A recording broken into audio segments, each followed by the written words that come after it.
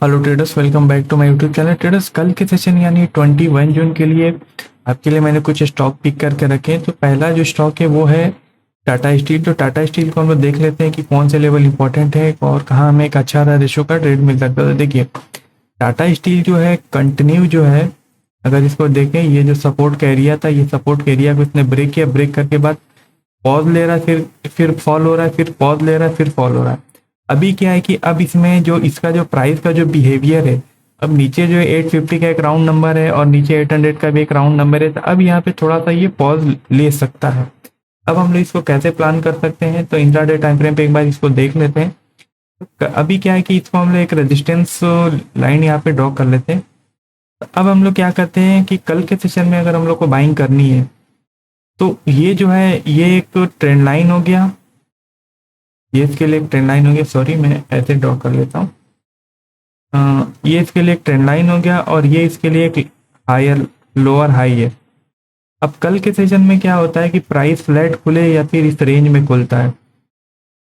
ये जो रेंज है 860 और 870 का, इस रेंज में खुल के कंसोलिडेट करता है या फिर फ्लैट खुल के ब्रेकआउट देके पुल बैक लेता है और कोई भी हम लोग को एंट्री पैटर्न दिखता है, तो इस केस में हम लोग बाइंग करेंगे। और पहला जो टारगेट हमारा होगा वो होगा 900 का लेवल होगा और ये 900 का लेवल होगा। और ये 900 के लेवल को भी अगर ब्रेकआउट दे देता है तो लास्ट जो हम लोग का टारगेट होगा बाइंग के साइड वो होगा 910, 915 और 920 का ये पूरा जोन होगा।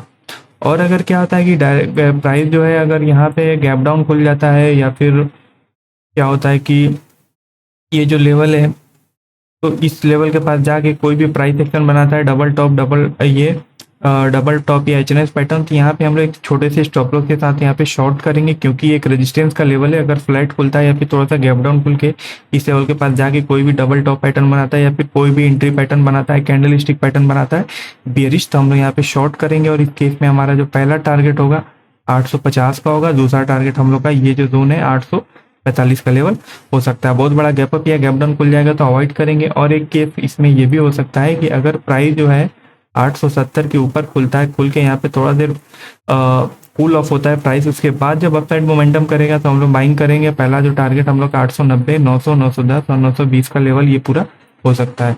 अब नेक्स्ट स्टॉक हम लोग देख लेते हैं कि नेक्स्ट स्टॉक कौन सा है। नेक्स्ट स्टॉक जो है वो है कोटक बैंक। तो कोटक बैंक को हम लोग एक बार देख लेते हैं डेली टाइम फ्रेम पे कि डेली टाइम फ्रेम पे इसमें क्या चल रहा है।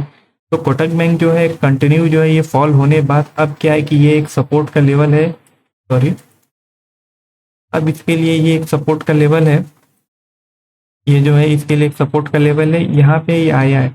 तो प्रीवियस टाइम देखा जाए जब भी प्राइस इस जोन के पास आया अपसाइड मोमेंटम किया, जब भी प्राइस इस जोन के पास आया अपसाइड मोमेंटम किया, फिर जब भी आया अपसाइड मोमेंटम किया, और यहाँ पे भी कंटिन्यू अपसाइड, मतलब ये प्राइस जो है मल्टीपल टाइम हिट हो चुका है।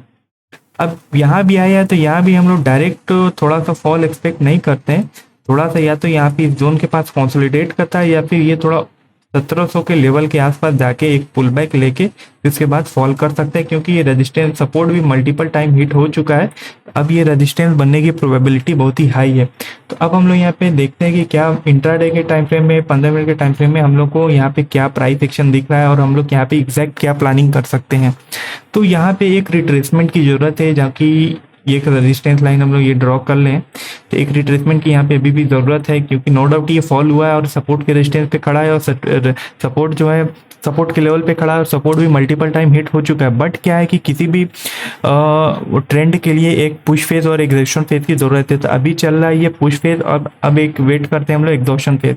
तो एग्जॉशन फेज के लिए हम लोग ये 17,000 का लेवल है, ये सबसे बेस्ट है। उसके बाद जो लास्ट जो लेवल होगा वो 1720 का होगा, जो कि ये सपोर्ट का पूरा रेजिस्टेंस का पूरा जोन है। तो अब हम लोग क्या करते हैं कि कल के सेशन में प्राइस जो है अगर यहाँ पे देखेंगे तो ये काइंड ऑफ एचएनएस पैटर्न भी बना चुका है और ये जो सपोर्ट का लेवल है यहाँ से एक अच्छी कैंडल भी बना के पुल बैक के लिए आया है।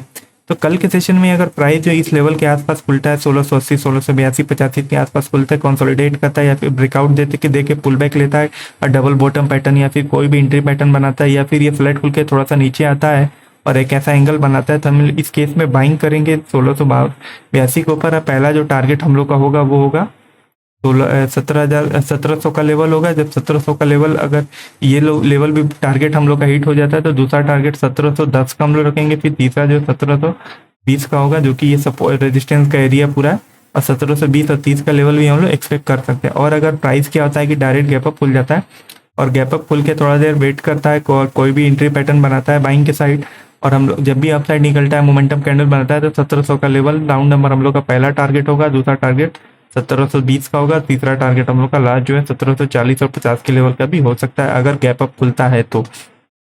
और अगर प्राइस क्या होता है कि डायरेक्ट कितना बड़ा गैप अप खुल जाता है कि ये जो 1700 लेवल का जो जोन है इस लेवल के आसपास खुल जाता है और कोई भी डबल टॉप पैटर्न बनाता है या फिर एक ऐसा ट्रेंड लाइन ड्रॉ करने पे भी कोई ऐसा एंगल बनता है, तो हम लोग यहाँ पे शॉर्ट करेंगे और हम लोग का पहला टारगेट 1680 का, दूसरा टारगेट 1617, नीचे तीसरा टारगेट हम लोग का 1660 का लेवल भी हो सकता है। तो यहाँ पे दोनों साइड की प्रोबेबिलिटी है, बट मैं अप साइड थोड़ा ज़्यादा प्रीफर करूंगा कोटक बैंक में।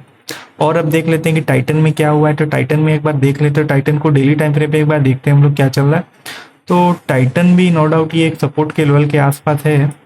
ये अगर इसे ड्रॉ करेंगे तो ये 1900 का जो सपोर्ट का 1900 का जो लेवल है वो एक सपोर्ट का काम कर रहा है और यहाँ पे डायरेक्ट यहाँ पे गिरा है। और इसके बाद देखिए कभी भी सपोर्ट या रेजिस्टेंस डायरेक्ट नहीं ब्रेक होता है, या तो यहाँ पे कंसोलिडेट करके ब्रेक करे या फिर आके पुल बैक लेके फिर इसको ब्रेक करे। तो अभी क्या है कि ये इसको डायरेक्ट ब्रेक करने की कोशिश किया और फिर यहाँ से अभी क्या है कि ये यहाँ से एक रिजेक्शन फेस किया।